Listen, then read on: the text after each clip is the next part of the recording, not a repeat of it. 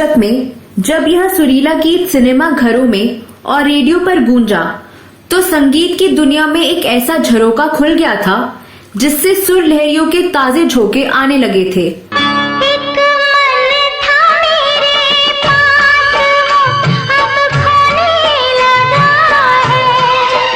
और पूरी युवा पीढ़ी इस ताजे झोंके में मदमस्त हो गई थी। सुर लहरियों के इस ताजे झोंके का नाम था हेमलता।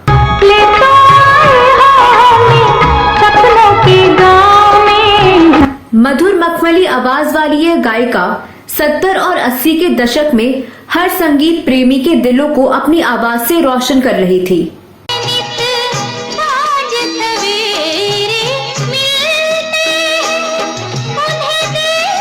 इस गायिका ने येसुदास के साथ सुर में सुर मिलाया तो उस समय की युवा पीढ़ी उनके साथ सुर मिलाने लगी। तू जो मेरे सुर में सुर मिला ले, संग गा ले। उस दौर में करीब 1.5 से 2 दशक के दौरान हर दिशा में इसी गायिका के गाए हुए गीत गूंजते थे। दिशा में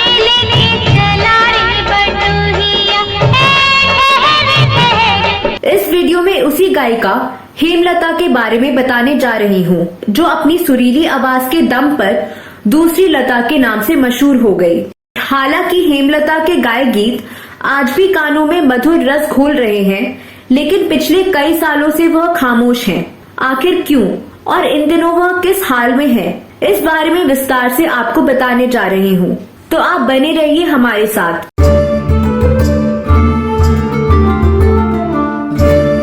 दोस्तों, इस वीडियो में जिस गायिका की चर्चा हो रही है उनके गाए गीत आज के आपाधापी के दौर में मन को सुकून पहुंचा रहे हैं। चाहे उनके गाए फिल्मी गीत हो, भजन हो या दोहे चौपाई, आज भी सुनने वालों को लुभाते हैं।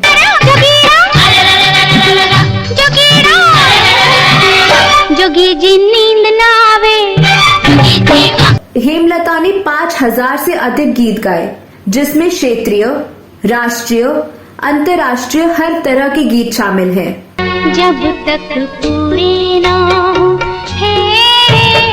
साथ। हेमलता का जन्म 16 अगस्त 1954 को हैदराबाद में हुआ था, लेकिन उनका परिवार मूल रूप से राजस्थान के चुरू जिले के सहला गांव का निवासी है। उनका असली नाम लता भट्ट है, लेकिन उन्हें हेमलता या हेमलता बाली के नाम से जाना जाता है। हेमलता के पिता पंडित जयचंद भट्ट जाने माने शास्त्रीय गायक थे। वह उस्ताद अब्दुल वाहिद खान के शिष्य थे। हेमलता की मां का नाम अंबिका भट्ट है। हेमलता के 3 भाई भी हैं। 1966 में उनका परिवार बॉम्बे चला गया, जहां वे भारत के दक्षिणी बॉम्बे के गिरगांव में रहने लगे। हेमलता को बचपन से ही गायकी पसंद थी, लेकिन उनके पिताजी ने उन्हें बिल्कुल भी प्रोत्साहित नहीं किया, क्योंकि वह हेमलता को संगीत के क्षेत्र में प्रवेश नहीं करने देना चाहते थे। उनका परिवार रूढ़िवादी था और उनका परिवार हेमलता जी के संगीत सीखने के खिलाफ था। हालांकि परिवार में संगीत का माहौल भरपूर था। पिताजी शास्त्रीय संगीत के प्रकांड विद्वान थे, लेकिन यह संगीत बेटियों के लिए नहीं था। शायद यह उनके संघर्ष का सबसे कठिन दौर था। बचपन में हेमलता दुर्गा पूजा में होने वाले संगीत के कार्यक्रमों में छुप छुप कर गाया करती थी। वह परिवार का दिल नहीं दुखाना चाहती थी। वह परिवार के खिलाफ बिल्कुल नहीं जाना चाहती थी, पर खुद को गाने से रोक नहीं पाती थी। उन्हें मात्र 12 साल की उम्र में ही मोहम्मद रफी, लता मंगेशकर, किशोर कुमार और हेमंत कुमार जैसे दिग्गज गायकों के साथ स्टेज पर गाने के मौके मिले। लोगों ने हेमलता को काफी पसंद किया। उन दिग्गज कलाकारों के साथ गाने के दौरान उनकी आवाज का जादू कुछ ऐसा चला कि वह बेबी लता के नाम से मशहूर हो गईं। खुद की प्रतिभा और संगीत के प्रति रुझान के चलते उन्होंने जब ख्याति पानी शुरू की तो उसका असर परिवार वालों पर भी होने लगा और अब इनके परिवार ने इनके संगीत सीखने पर थोड़ा नरम रुख अपनाया। इनकी प्रतिभा को सबसे पहले पहचाना संगीतकार नौशाद साहब ने। नौशाद पहले संगीत निर्देशक थे जिन्होंने उनके साथ एक अनुबंध पर हस्ताक्षर किया कि हेमलता लगातार 5 साल तक उनके लिए गाएंगी और साथ ही साथ वह हेमलता को संगीत का प्रशिक्षण भी देंगे। यह बात फिल्म जगत में आग की तरह फैल गई और उनके घर पर बड़े बड़े संगीतकारों का तांता लगने लगा। सब बेबी लता को अपनी फिल्म में गवाना चाहते थे, मगर नौशाद साहब की अनुबंध के अनुसार वह 5 साल तक किसी और संगीतकार के लिए नहीं गा सकती थी। ऐसे में नौशाद साहब के साथ किया गया उनका अनुबंध टूट गया और उषा खन्ना की फिल्म रूप रुपैया में उन्होंने अपना पहला गाना गाया। उस समय उनकी उम्र थी महज 14 साल। हालांकि अनुबंध टूटने पर नौशाद साहब ने बुरा नहीं माना। जिस दिन बेबी लता ने उषा खन्ना की फिल्म रूप रुपैया में गाना गाया, उसी दिन उन्होंने कल्याण जी आनंद जी के लिए अपना दूसरा गाना ले चल मेरे जीवन साथी मुकेश जी के साथ गाया। उसके बाद उन्होंने एस.डी. बर्मन, लक्ष्मीकांत प्यारेलाल, सलिल चौधरी, चित्रगुप्त एक से बढ़कर एक गीतकार के साथ काम किया। 1970 की दशक की शुरुआत में रविंद्र जैन अपनी किस्मत आजमाने के लिए बॉम्बे आए। रविंद्र जैन उनके पिता पंडित जयचंद भट्ट से संगीत सीखने के लिए हेमलता के घर आने लगे और हेमलता रविंद्र जैन के संपर्क में आई। वह रविंद्र जैन से संगीत सीखती थी।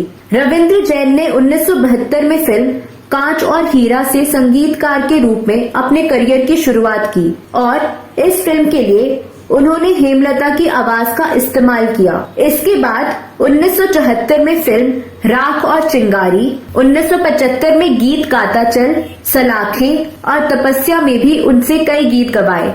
हालांकि हेमलता को पहचान तब मिली जब रविंद्र जैन ने उन्हें 1976 में प्रदर्शित फिल्म फकीरा में गाने के मौके दिए और उनके गाए गीत सुन के तेरी पुकार के साथ उन्हें खूब लोकप्रियता मिली। सुन के तेरी पुकार, संग चलने को तेरे कोई होना हो तैयार। उसी वर्ष रविंद्र जैन ने राजश्री बैनर की फिल्म चितचोर के लिए उनकी आवाज का इस्तेमाल किया, जिसके लिए उन्होंने फिल्म फेयर पुरस्कार जीता।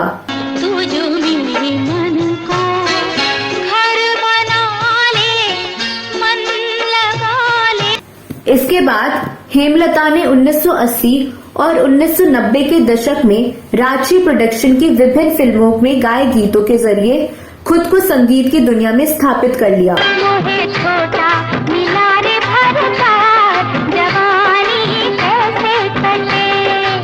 वह बॉलीवुड की कई अभिनेत्रियों जैसे नूतन, शबाना आजमी, रेखा, हेमा मालिनी, रामेश्वरी, योगिता बाली, सारिका व माधुरी दीक्षित की आवाज भी बनी। वह 38 भाषाओं में करीब 5000 गीत गा चुकी हैं। हेमलता ने वर्ष 1977 में फिल्म चितचोर के शास्त्रीय संगीत पर आधारित गीत तू जो मेरे सुर में के लिए सर्वश्रेष्ठ पार्श्व गायिका का पुरस्कार जीता था। तू जो मेरे पथ में दीप बाले हो जाले। 1977 से 1980 के बीच वह 5 बार फिल्मफेयर पुरस्कार के लिए नामांकित हुई। इस बीच उनके प्रति राजनीति का सिलसिला भी शुरू हुआ।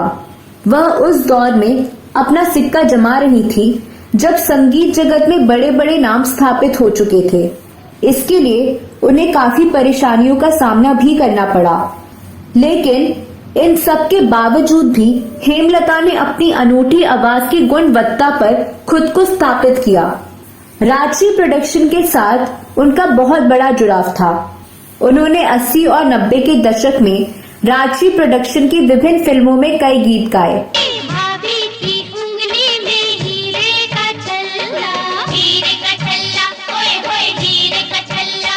नदिया के पार में उनके गाए गानों ने धूम मचा दी। इस फिल्म का गीत कौन दिशा में लेके चला रे बटोइया उनके जीवन में एक और मील का पत्थर साबित हुआ। महक से तो महक न जाना, ना कर। इसके बाद उनका एक और गाना आया अखियों के झरोके से, जो वर्ष 1978 का नंबर 1 गीत बना। एक मन था मेरे पास, वो अब खोने लगा है। वह इस गीत के लिए फिल्म फेयर के लिए नॉमिनेट भी हुई। इन फिल्मों के बाद ही हेमलता को लता जी के विकल्प के रूप में देखा जाने लगा। रविंद्र जैन के सहयोग से उन्होंने भारतीय शास्त्रों पर आधारित अधिकांश फिल्मों के लिए व्यापक रूप से गाया। रामायण की चौपाइयां, कबीर के दोहे, सुंदरकांड और विभिन्न भक्ति गीतों को भी उन्होंने गाया। इसके अलावा उन्होंने रामानंद सागर का टीवी सीरियल रामायण के लिए अपनी आवाज दी। एक सीरियल में वह अभिनय भी करती नजर आई। वह एक एपिसोड में पारंपरिक मीरा भजन पायो जी मैं तो राम रतन धन पायो गाती नजर आई। हेमलता का निजी जीवन फिल्मी कहानी की तरह है। उनकी पहली शादी अभिनेत्री योगिता बाली के भाई योगेश बाली के साथ हुई, जो बाल कलाकार के रूप में प्रसिद्ध थे। योगेश बाली के साथ उनकी शादी के फेरों के बाद वह महज 4 दिन ससुराल में रहीं और उन्हें अपने माता पिता के घर 7 साल रहना पड़ा। दरअसल योगिता बाली के भाई योगेश बाली ने हेमलता को उनके भाई की एंगेजमेंट पार्टी में देखा और हेमलता से शादी करने की जिद पर अड़ गए। दोनों परिवार ने तय किया कि एंगेजमेंट के 5 साल बाद शादी होगी। इस पर योगेश बाली तैयार हो गए, लेकिन एंगेजमेंट के बाद वह अड़ गए कि 48 घंटों में शादी करिए, नहीं तो एंगेजमेंट तोड़ देंगे। इसके बाद दोनों की शादी हो तो गई, पर शादी के 4 दिन बाद ही उन्हें ससुराल से वापस लौटा दिया गया। 7 साल मायके में रहने के दौरान हेमलता स्टार गायिका के रूप में स्थापित हो गई। उन्हीं दिनों वह रविंद्र जैन के संपर्क में आई, लेकिन कुछ समय बाद रविंद्र जैन से अलगाव हो गया। कोई 6 बरस बाद अचानक योगेश बाली उनकी जिंदगी में आए और हेमलता के परिवार से माफी मांगी। इसके बाद वह दोबारा ससुराल गई तो उसका शुभ परिणाम भी मिला।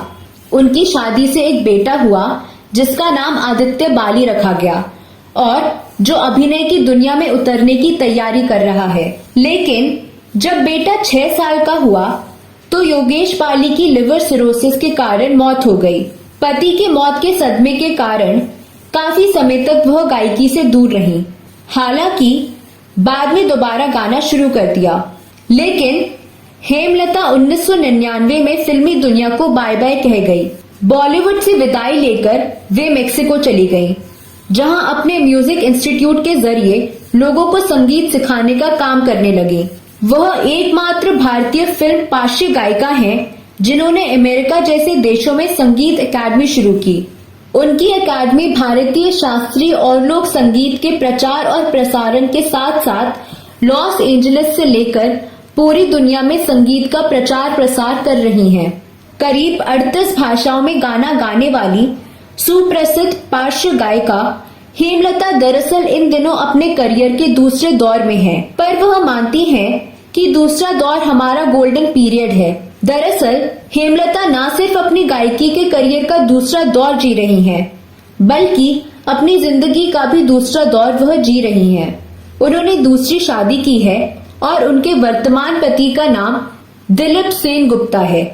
दूसरी शादी करने के बाद बेहद सुखी जीवन व्यतीत कर रही हैं। हाल के वर्षों में गुमनाम रही हेमलता इन दिनों अपने पति दिलीप की संगीत कंपनी के सहारे अपने करियर की दूसरी पारी के लिए काम कर रही हैं। अपनी मधुर और मखमली आवाज से लोगों पर जादू बिखेरने वाली पार्श्व गायिका हेमलता जल्द ही आने वाली फिल्म फेयर इन लव में सॉन्ग एक बूंद इश्क की से अपनी वापसी करने जा रही हैं। तो दोस्तों, अगर आप हेमलता जी के बारे में कुछ और जानते हैं तो कमेंट बॉक्स में अवश्य लिखें। अगले वीडियो में मैं किसी फिल्म, किसी गीत या किसी फिल्मी हस्ती के बारे में जानी अनजानी जानकारियां लेकर हाजिर हो जाऊंगी। तब तक के लिए नमस्कार।